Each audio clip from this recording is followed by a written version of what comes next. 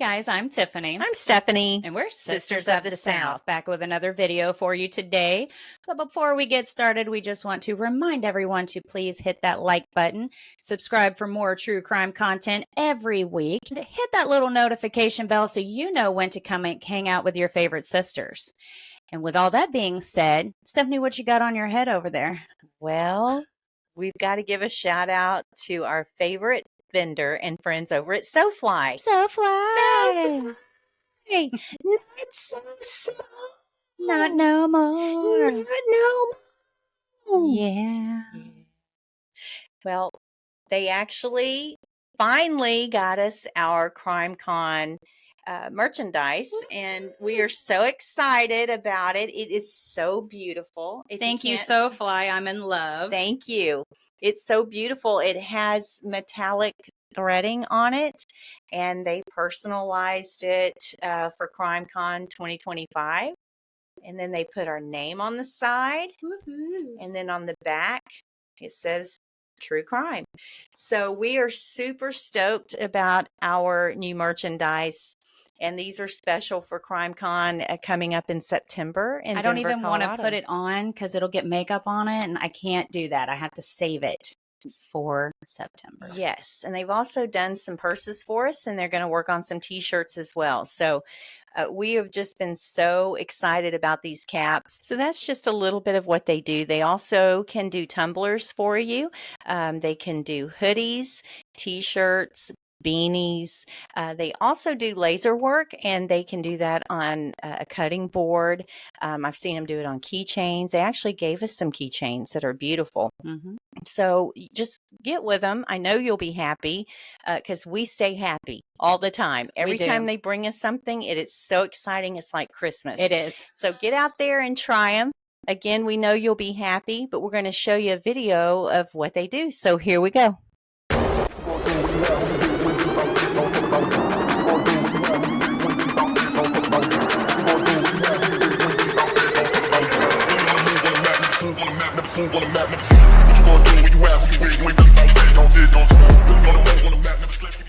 All right, guys, we hope you enjoyed that video. Go check them out. Let them know we sent you. If you order something, please let us know. We want to see pictures. We love to see all of it. Absolutely. So we'll leave their information down in the description box below. So let's get started. We're going to stay in Houston, Texas today with an unsolved murder case from 1990. This case is 35 years old. The two victims we are going to talk about today are Andy Atkinson and Cheryl Henry. Before we get started, I want to tell you a little bit about who Andy and Cheryl were. Andy had been living in Houston for just a few weeks as he had just graduated from college in North Carolina. So when he finished, he came on over to Texas. And it's speculated that he moved to Houston after graduating to be closer to his father, who lived in Houston. He was an aspiring model, and we'll put a picture up of him. He was absolutely gorgeous. So I can see absolutely why he was in modeling. Mm-hmm. And he had been dating Cheryl for about 2 weeks. Cheryl was home for the summer, taking a break from classes at Stephen F. Austin. She was an older sister to 5 siblings and was working at a club while she was at home. She was a hard worker and known for being kind and welcoming. It was a summer night in 1990, and Cheryl Henry and Andy Atkinson were young and in love. She was a 22-year-old bubbly blonde, and he was a 21-year-old with piercing green eyes and a Hollywood smile. Wow. That night, on August 22nd, Cheryl and her sister, along with her boyfriend, met up with Andy at Bayou Mama's nightclub in Westheimer at South Gessner. That was the last time anyone saw them alive. The couple drove to a then remote area known as Lover's Lane off of Enclave Parkway near Eldridge Parkway in West Houston. The man who killed them was there as well, obviously.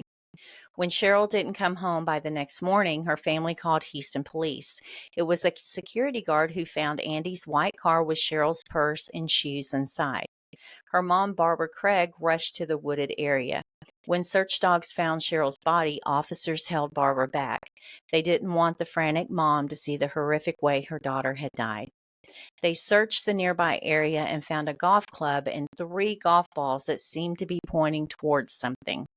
Following this, police found Cheryl's body about 200 yards away from the car.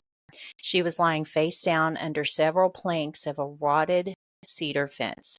Her hands were tied behind her back with a hemp rope.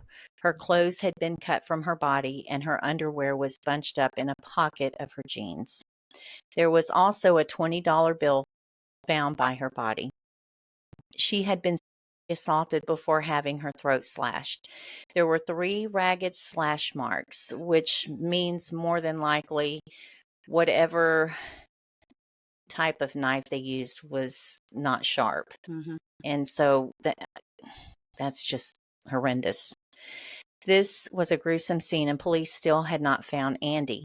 He would not be found until the next morning, about 50 to 100 yards away from Cheryl. He was fully clothed and tied to a tree. He was sitting up with his back to the tree, and like Cheryl, his throat had been cut. Unlike Cheryl, though, his throat had been cut so severely that he was nearly decapitated. It makes me wonder in that situation if he was nearly decapitated, if maybe he was killed first, and then when they went to kill Cheryl, the knife was dull. was dull, and that's why it might have, caused the damage that it did. I don't know, but that was just my first thought. He was found with money on him, so police ruled out robbery as a motive. Retired HPD detective Billy Belk spent 2 decades trying to track down the killer. This case stayed with me because it's one of the few cases that I never cleared. It's like I left unfinished business when I retired, Belk said in a 2013 interview. He had his theories.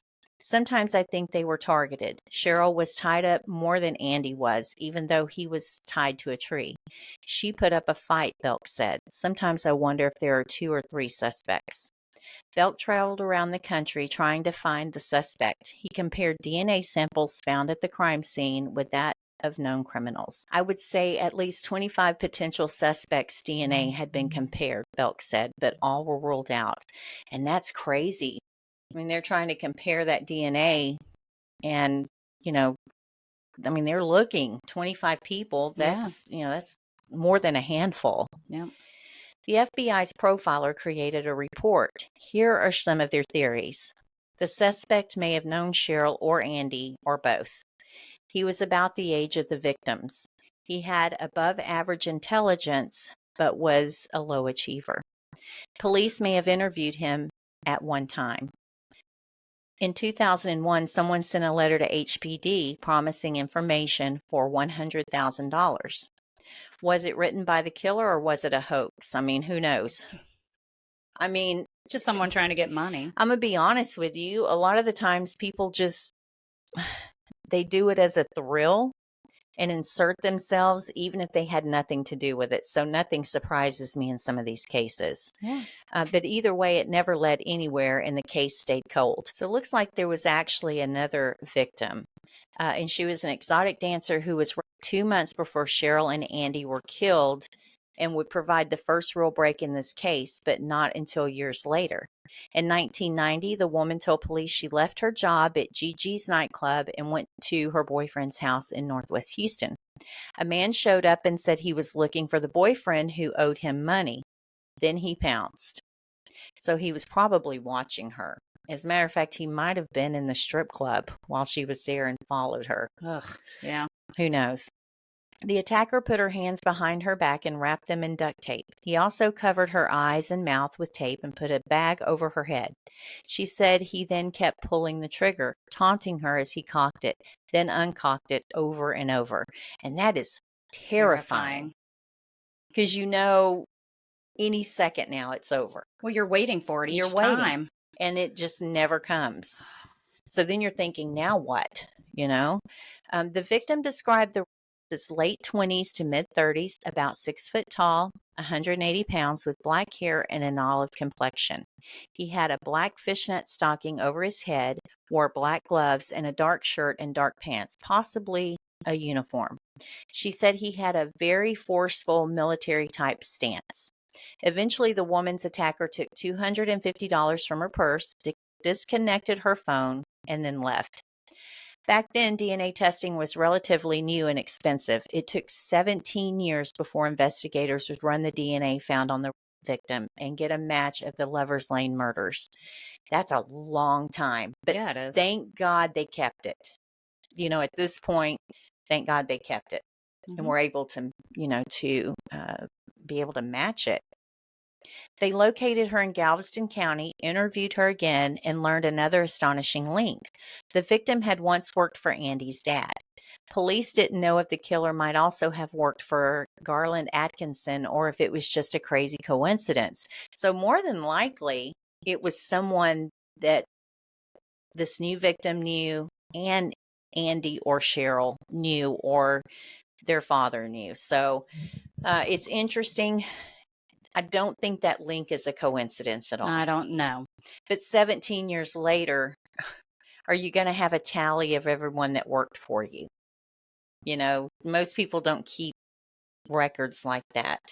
You just have to go off of memory.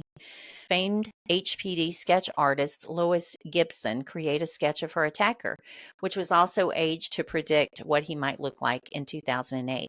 Despite the DNA match in the sketches, the killer's identity remained a mystery. The Lovers Lane murders case was revised in 2017, hoping then that new technology would shed light on the old case. That individual profile can be used as probable cause to go and get the DNA sample from the actual targeted person, Shorten explained. Familial DNA has since been used to crack a number of cold cases in Houston and all over the country. No luck yet, though, to the Lovers Lane case.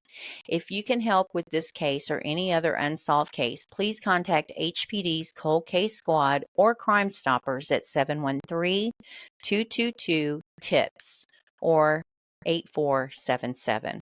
So, guys, if you were around the Houston area at that time, I don't know, maybe you were approached in a parking lot or you had a friend that was acting sketchy around that time that kind of has the same looks, dark hair, olive complexion. You never know what information that you have that might help solve both of these cases. It's very important because this person's still walking the streets. They will catch him eventually. Yes. Everyone's constantly sending in their DNA. Absolutely. It will come back around. It'll come back. And this person was extremely young when these crimes took place. So more than likely, they're still alive. The thing is, I promise you, it wasn't just those 2 times that this person committed Nope. crimes. I I'm doubt it. sure there's many others. And so if you can just come forward, if something happened to you and maybe you never reported it or anything like that, just go to the police. Give them what information you know. It's very important because we need to get this guy off the streets. Please. Yeah, please. Because this is the Houston area. It blows my mind that there's still a case unsolved from that far back. But there's also over 4 million people in the Houston area. So that growing every day. And that can also hinder finding someone. But as Tiffany said, he will be caught. The bad part is, how many people is he going to hurt until he is? Well, and he's been free all this time. Oh, absolutely. To do whatever he wants. Absolutely. Well, not only that, but they build more confidence because they're not getting caught. Yeah. And obviously he hasn't been to jail. Yeah. Yeah. So, it just takes one bad move on his part. Unfortunately, someone might get hurt in the meantime. So, yeah, guys, if you have any information, please reach out. But until our next episode, please remember to see the good and stay imperfectly perfect. Bye, guys. Thank you. Bye.